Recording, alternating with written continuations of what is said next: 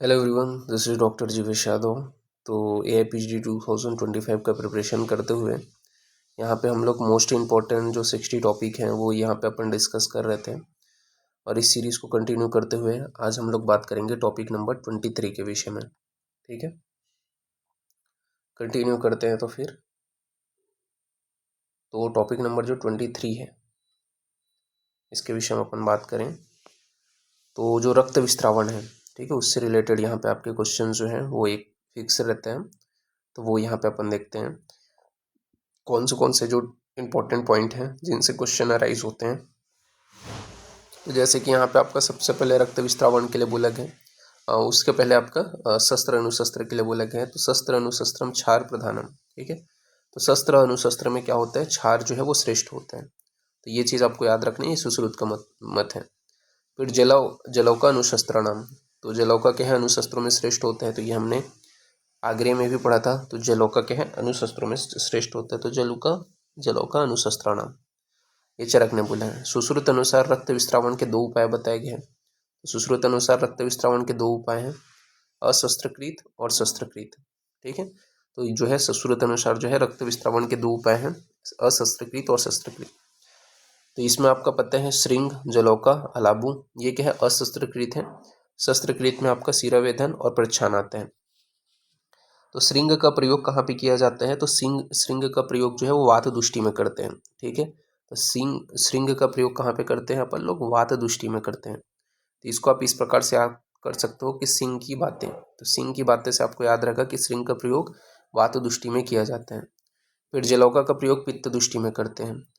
तो जल पीना, ठीक है, तो जल पीना से आपको याद रहेगा, जल से जलौका, पीना से आपका पित्त दुष्टि में किया जाता है। ठीक है, श्रृंग की बातें से आपको क्या याद रहेगा, तो श्रृंग का वात में प्रयोग किया जाता है।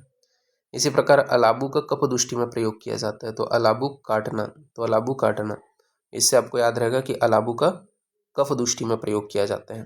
ठीक है, तो ये आपको ध्यान में रखना है कि श्रृंग का वात दुष्टि में, जलौका का पित्त दुष्टि में, अलाबू का कफ दुष्टि में प्रयोग किया जाता है।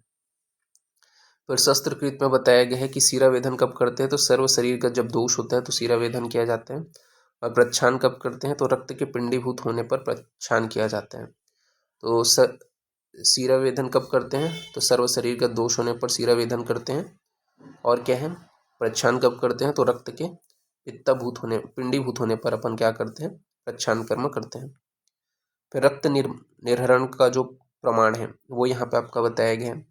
तो श्रृंग में जो है 10 अंगुल तक मेनली जो है निकाला जाता है। इसमें आकार कैसा होता है, तो हासु, मध्यम, दीर्घ, क्रमशः 8, 10, 12 अंगुल तक होते हैं। ठीक है, तो ये आपको याद रखना है। तो श्रृंग में 10 अंगुल तक अपन निकाल सकते हैं रक्त को। और इसमें हासु, मध्यम, दीर्घ, क्रमशः 8, 10, 12 अंगुल यहाँ पे अष्टांग संग्रह ने बताया है जो आकार है वो। कार्य के विषय में बात करें तो कार्य में यहाँ पे आपका अष्टांग हृदय ने बताया है श्रृंग का प्रयोग विष रक्त अम्बु दुष्ट स्तन्य चूषणार्थ। ठीक है, तो विष रक्त अम्बु दुष्ट स्तन्य चूषणार्थ, इसका प्रयोग किया जाता है, श्रृंग का प्रयोग किया जाता है। तो ये आपको ध्यान में रखना है। फिर जलौका का जो है 1 हस्त परिमाण बताया गया है। तो जलौका के क्या है, 1 हस्त परिणाम बताया गया है। अलाबू का जो है वो 12 अंगुल तक होता है। तो अलाबू का क्या है, 12 अंगुल तक होते हैं। इसमें जो आकार होता है अलाबू का वो बताया गया है, द्वादश अंगुल दीर्घ, अष्टांगुल परिणाम। ठीक है, तो द्वादश अंगुल दीर्घ, अष्टांगुल परिणाम का होता है अलाबू। कार्य क्या होता है, तो श्लेष्म रक्त चूषणार्थ इसका प्रयोग किया जाता है। तो श्लेष्म रक्त चूषणार्थ अलाबू का प्रयोग किया जाता है। तो ये आपको ध्यान में रखना है। फिर है आपका जलौका। तो जलौका के 2 बताए गए हैं भेद। ठीक है, सविश निर्विश। नॉर्मली तो ऐसे भेद पर्टिकुलरली उन्होंने वर्णन नहीं किया है, ठीक है, बट अपन क्लासिफाइड करते हैं तो शविश निर्विश, ये 2 भाग में क्लासिफाइड करते हैं। तो सविश जो है वो 6 हैं। कौन से हैं, 3 से क्वेश्चन आपका राइज होता है, कृष्णा, कर्बूरा, अलगर्दा, इंद्रयुधा, सामुद्रिका, गोचंदना।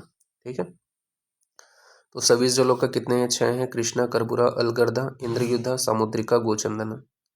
अब एक एक के लक्षण से क्वेश्चन आता है। जैसे कि कृष्णा का क्या लक्षण है, तो कृष्णा जो है वो बड़े सिर वाले कृष्ण अंजन चूर्ण के समान होता है। तो इसे अपन क्या बोलते हैं, कृष्णा कहते हैं। तो कृष्णा क्या होता है, बड़े सिर वाली कृष्ण अंजन चूर्ण के समान होते हैं। तो इसे क्या बोला जाता है, कृष्णा बोला जाता है। इसमें बोला गया है अंजन चूर्ण वर्णा पृथुशिरा कृष्णा। ठीक है, तो श्लोक याद रखना, अंजन चूर्ण वर्णा पृथुशिरा कृष्णा, ये कृष्णा के लिए बोला गया है। फिर है कर्बूरा। तो कर्बूरा के लिए बोला गया है वर्मी मछली समान। छिन्न उन्नत कुक्षी, तो वर्मी मछली समान छिन्न उन्नत कुक्षी। तो वर्मी मत्स्य अवदायत छिन्न उन्नत कुक्षी, ये क्या है, कर्बूरा के लिए बोला गया है। तो वर्मी मत्स्य अदायत छिन्न उन्नत कुक्षी, ये किसके लिए बोला गया है, कर्बूला के लिए बोला गया है। फिर अलगर्दा के लिए बोला गया है रोम युक्त कालामुख महापार्श्व, तो रोम युक्त कालामुख महापार्श्व, तो रोमसा महापार्श्व कृष्णमुखी अलगर्दा, तो रोमसा महापार्श्व कृष्णमुखी अलगर्दा, ये क्या है, अलगर्दा के लिए बोला गया कि रोम युक्त कालामुख महापार्श्व। तो ये आपको अलगर्दा के लिए याद रखना है कि रोमसा महापार्श्व कृष्णमुखी अलगर्दा। फिर बात करते हैं सामुद्रिका, तो सामुद्रिका के लिए यहाँ पे आपका बोला गया है ईषद शीत पीतिका विचित्र पुष्पाकृति, तो ईषद शीत पीतिका विचित्र पुष्पाकृति, ये क्या है, सामुद्रिका के लिए बोला गया। तो ईषद शीत पीतिका विचित्र पुष्पाकृति चित्र, तो ये क्या है, समुद्रिका के लिए बोला गया है। विचित्र पुष्पाकृति वाला होता है, समुद्रिका के लक्षण है। इंद्रयुधा में क्या होता है, तो इंद्रधनुष के रंगों के तरह चित्र विचित्र रेखाओं से युक्त होता है, तो वो क्या कहलाएगा, आपका इंद्रयुधा कहलाएगा। तो इंद्रयुधा का क्या लक्षण है, तो इंद्रधनुष के रंग के तरह चित्र विचित्र रेखाओं से युक्त होते हैं, तो वो क्या कहलाता है, आपका इंद्रयुधा कहलाता है। फिर है आपका गोचंदना, तो गोचंदना में बोला गया सूक्ष्म मुख निचला भाग बैल के अंडकोश के समान 2 भागों में विभक्त होते हैं, वो गोचंदना कहलाएगा। तो क्या होता है, गोचंदना का क्या लक्षण है, तो सूक्ष्म मुख निचला भाग बैल के अंडकोश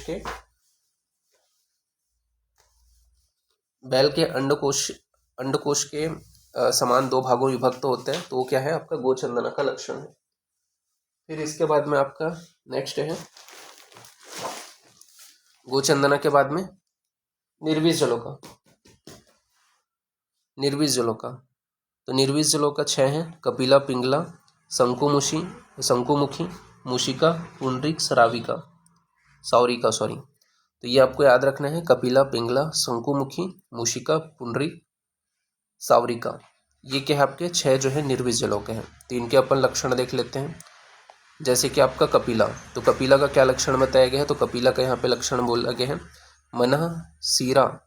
मनः शीलाजिता पार्श्वाभ्यं पृष्ठ स्निग्ध मुग्धवर्णा, तो कपिला के लिए बोला गया है मनः शीलाजिता पार्श्वाभ्य पृष्ठ स्निग्ध मुग्धवर्णा, ठीक है। तो कपिला कैसा होता है, मनः शीला के समान होता है, पार्श्व पृष्ठ जो भाग होता है वो स्निग्ध मुग्धवर्ण का होता है, ये क्या है, कपिला का लक्षण है। फिर बात करते हैं पिंगला, तो पिंगला के क्या लक्षण बताया है, किंचित रक्त, गोल शरीर वाला, पिंगल वर्ण एवं शीघ्र चलने वाला पिंगला होता है। तो पिंगला किसको बोलते हैं, तो किंचित रक्त, गोल शरीर वाला, पिंगल वर्ण एवं शीघ्र चलने वाला, ये क्या कहलाता है, आपका पिंगला कहलाता है। फिर बात करते हैं शंखमुखी, तो शंकुमुखी है, सुधार लेने इसको, शंकुमुखी, तो शंकुमुखी का क्या लक्षण है, तो शंकुमुखी का यहाँ पे आपका लक्षण होते हैं यकृत वर्ण का होता है, शीघ्र रक्त पीता है, तो यकृत वर्ण का होता है, शीघ्र रक्त पीता है, यकृत वर्ण, शीघ्र पायनी, दीर्घ तीक्ष्णमुखी, शंकुमुखी, ठीक है। तो यकृत वर्ण, शीघ्र पायनी, दीर्घ तीक्ष्णमुखी, शंकुमुखी, ये क्या है, शंकुमुखी का लक्षण है। फिर है आपका पुंडरीक, तो पुंडरीक का क्या लक्षण है, तो पुंडरीक का लक्षण है मुग्ध वर्ण, पुंडरीक तुल्य, वक्त्र, पुंडरीक मुखी, ठीक है। तो मुग्ध वर्ण, पुंडरीक तुल्य, वक्त्र, पुंडरीक मुखी, ये पुंडरीक जलौका का लक्षण है। सावरिका के विषय में बात करते हैं, तो सावरिका का क्या लक्षण बताया गया है, पद्मपत्र वर्ण स्निग्ध, तो पद्मपत्र वर्ण का होता है स्निग्ध होता है, 18 अंगुल प्रमाण बताया गया है। तो पद्मपत्र वर्ण का होता है स्निग्ध होता है, 18 अंगुल प्रमाण होता है, ये सावरिका है। फिर बात करते हैं मूषिका, तो मूषिका में बताया गया मूषिका आकृति वर्ण अनिष्ट गंध च मूषिका, तो मूषिका के लिए बोला है मूषिका आकृति वर्ण अनिष्ट गंध च मूषिका, ये क्या है, मूषिका के लिए बोला गया। तो रक्त के दुष्टि के मतलब ये सारे जो है आपको याद रखना है, ये जो जलौका है इनसे पर्टिकुलरली क्वेश्चन पूछे जाते हैं कि कौन से जलौका का क्या लक्षण है करके। फिर रक्त दुष्टि के जो लक्षण है वो अपन देख लेते हैं आचार्य सुश्रुत के अनुसार। तो जैसे कि वातज रक्त दुष्टि है तो उसका क्या लक्षण है, तो वो जो है फेनील होगा, रुणाभ होगा, कृष्ण होगा, रुक्ष तनु होगा, शीघ्र स्कंदी होगा, ठीक है। तो ये क्या है, वातज रक्त दुष्टि का लक्षण है। तो फेनील, रुणाभ, कृष्ण, रुक्ष तनु और शीघ्र स्कंदी, ये क्या है, वातज रक्त दुष्टि का लक्षण है। फिर पित्तज रक्त दुष्टि के विषय में बात करते हैं, तो पित्तज रक्त दुष्टि का क्या लक्षण होगा, तो नील पीला होगा, हरित होगा, कृष्ण होगा, विस्त्र होगा, अस्कंदी होगा तथा उष्णता के कारण देर से जमेगा। ये पित्तज रक्त दुष्टि का लक्षण है। तो पित्तज रक्त दुष्टि का क्या लक्षण है? नील, पील, हरित, कृष्ण, विस्त्र, अस्कंदी, उष्णता के कारण देर से जमने वाला, ये पित्तज रक्त दुष्टि का लक्षण है। कफज रक्त दुष्टि का लक्षण क्या है? तो गौरी कोदक सम, तो गैरी कोदक सम, पिच्छिल व चीर स्त्रावी, ये कफज रक्त दुष्टि का लक्षण है। तो कफज रक्त दुष्टि का क्या लक्षण है? गौरी कोदक सम, पिच्छिल, चीर स्त्रावी, ये कफज रक्त दुष्टि का लक्षण है। सन्निपातज रक्त दुष्टि का लक्षण क्या है? संसर्ग, त्रिलिंग, सन्निपातिक, कांजी, सम आभा वाला। ठीक है, तो सन्निपातिक का क्या लक्षण है? संसर्ग, त्रिलिंग, सन्निपातिक, कांजी, सम आभा वाला, ये सन्निपातिक का लक्षण है। ये आपको ध्यान में रखना है। फिर इसके बाद में गर्भ अवयव निर्माण के विषय में बात कर लेते हैं। विभिन्न आचार्य सुश्रुत के अनुसार किन से कौन से शरीर के जो भाग हैं वह उत्पन्न हुए हैं। तो जैसे कि यहाँ पे यकृत और प्लीहा का जो निर्माण है वो शोणित से बताया गया है। तो यकृत प्लीहा का निर्माण किससे हुआ है? शोणित से हुआ है। फुसफुस का जो निर्माण है वो शोणित के फेन भाग से हुआ है। तो फुसफुस का जो निर्माण है वो शोणित के फेन भाग से हुआ है। उंडुक का जो निर्माण है वो शोणित के किट्ट भाग से हुआ है। तो उंडुक का जो निर्माण है वो शोणित के किट्ट भाग से हुआ है। बस्ती आंत्र व गुद का जो निर्माण है वो त्रिदोष तथा रक्त से हुआ है। तो बस्ती आंत्र और गुद का जो निर्माण है वो त्रिदोष तथा रक्त से हुआ है। इसी प्रकार वृक्क का जो निर्माण है वो मेद के सार तथा रक्त से हुआ है। तो वृक्क का निर्माण मेद, सार तथा रक्त से हुआ है। जीवा का जो निर्माण है वो पच्यमान, कफ, मांस, सार तथा रक्त से हुआ है। तो जीवा का निर्माण पच्यमान, कफ, मांस, सार तथा रक्त से हुआ है। हृदय का जो निर्माण है वो रक्त तथा कफ के प्रसाद भाग से हुआ है। तो हृदय का जो निर्माण है वो रक्त तथा कफ के प्रसाद भाग से हुआ है। वृषण का जो निर्माण है वो मेद, सार, कफ, मांस तथा रक्त से हुआ है। तो मेद के सार भाग, कफ, मांस व रक्त से वृषण का निर्माण हुआ है। इसके अलावा शीरा का जो निर्माण है वो मेद के स्नेह, पित्त की ऊष्मा तथा वायु, इनका मृदु पाक होने से हुआ है। तो शीरा का निर्माण मेद स्नेह, पित्त, ऊष्मा तथा वायु का मृदु पाक होने से शीरा का निर्माण हुआ है। स्नायु का निर्माण मेद के स्नेह, पित्त की ऊष्मा तथा वायु का खर पाक होने से हुआ है। तो स्नायु का निर्माण मेद का स्नेह, पित्त की ऊष्मा तथा वायु का खर पाक होने से स्नायु का निर्माण हुआ है। फिर आशय के विषय में बोला गया है कि बार बार स्थिर रहने वाला अभ्यास करने से वायु आशय को उत्पन्न करते हैं। तो बार बार स्थिर रहने वाला अभ्यास करने से वायु आशय को उत्पन्न करते हैं। फिर कुछ इंपॉर्टेंट पॉइंट्स के विषय में बात करते हैं, जैसे कि जो गंडु पदमुखी, तो गंडु पदमुखी की जो संख्या है, ठीक है, वो 2 बताया गया है। Blood probe for probing in fistula कहाँ पे यूज़ किया जाता है? तो एशियन कर्म के लिए व नाड़ी व्रण ढूंढने के लिए गंडु पदमुखी जो है उसका प्रयोग किया जाता है। तो गंडु पदमुखी शलाका का प्रयोग किया जाता है किसके लिए? आपका एशियन कर्म करने के लिए व नाड़ी व्रण को ढूंढने के लिए। इसके बाद में बात करते हैं सर्प फणमुखी। तो सर्प फणमुखी जो शलाका है इसको अपन मॉडर्न से किससे कोरिलेट करते हैं? रिट्रैक्टर से कोरिलेट करते हैं। तो मॉडर्न में किससे कोरिलेट किया जाता है? रिट्रैक्टर से इसे कोरिलेट किया जाता है। बात करते हैं इसका प्रयोग कहाँ पे किया जाता है? तो व्यूहन यानी कि ऊपर उठाने के लिए इसका प्रयोग किया जाता है। तो व्यूहन के लिए, ऊपर उठाने के लिए, ऊपर उठा करके बाहर निकालने के लिए इसका प्रयोग किया जाता है। वांग भट्ट ने बताया कि सर्प फणमुखी का जो प्रयोग है वो अस्मरी निर्हरण के लिए किया जाता है करके। तो वांग भट्ट ने क्या बोला है? अस्मरी निर्हरण के लिए इसका प्रयोग किया जाता है। ये वांग भट्ट का मत है, तो ये आपको ध्यान में रखना है। फिर सरपुंखामुखी के विषय में बात कर लेते हैं। तो सरपुंखामुखी जो है इसके विषय में अपन बात करें तो सरपुंखामुखी के विषय में यहाँ पे आपका बताया गया है कि इसका जो प्रयोग होता है, ये इनकी भी संख्या कितनी है? 2 है, एरो लाइक होते हैं, ठीक है। और इसका जो प्रयोग है वो चालन के लिए किया जाता है। तो सरपुंखामुखी का कहाँ पे प्रयोग करते हैं? चालन करने के लिए सरपुंखामुखी का जो है प्रयोग किया जाता है। तो ये आपको ध्यान में रखना है। इसके बाद में वड़िशमुखी के विषय में बात करते हैं। तो वड़िशमुखी का क्या बताया गया है? तो वड़िशमुखी का इसकी संख्या सबसे पहले देख लेते हैं। तो वड़िशमुखी की भी संख्या कितनी बताई गई है? 2 बताई गई है। और इसका मॉडर्न में किससे कोरिलेट करते हैं? तो ब्लंट हुक्ड प्रोब से कोरिलेशन किया जाता है। तो ब्लंट हुक्ड प्रोब से इसका कोरिलेशन किया जाता है। इसका प्रयोग कहाँ पे करते हैं? तो मूढ़ गर्भ आहरण के लिए इसका प्रयोग किया जाता है। किसके आहरण के लिए इसका प्रयोग किया जाता है? मूल गर्भ के आहरण के लिए इसका प्रयोग करते हैं। तो ये आपको ध्यान में रखना है। ओके, नाउ नेक्स्ट अपन आगे बढ़ते हैं, फिर बात करते हैं करपास कृतोष्णी शलाका। तो करपास कृतोष्णी जो शलाका है इनकी संख्या कितनी बताई गई है? 6 बताई गई है। तो करपास कृतोष्णी शलाका की संख्या कितनी है? 6 बताई गई है। सिर पर रुई लिपटी रहती है इसमें, ठीक है। तो क्या है, इसका प्रमार्जन कर्म के लिए इसका प्रयोग करते हैं। तो सर पर जो है इसकी रुई लिपटी होती है और प्रमार्जन कर्म के लिए इसका प्रयोग किया जाता है। इसके बाद में मसूर दाल मुखी जो शलाका होती है, तो इनकी संख्या कितनी है? 2 है।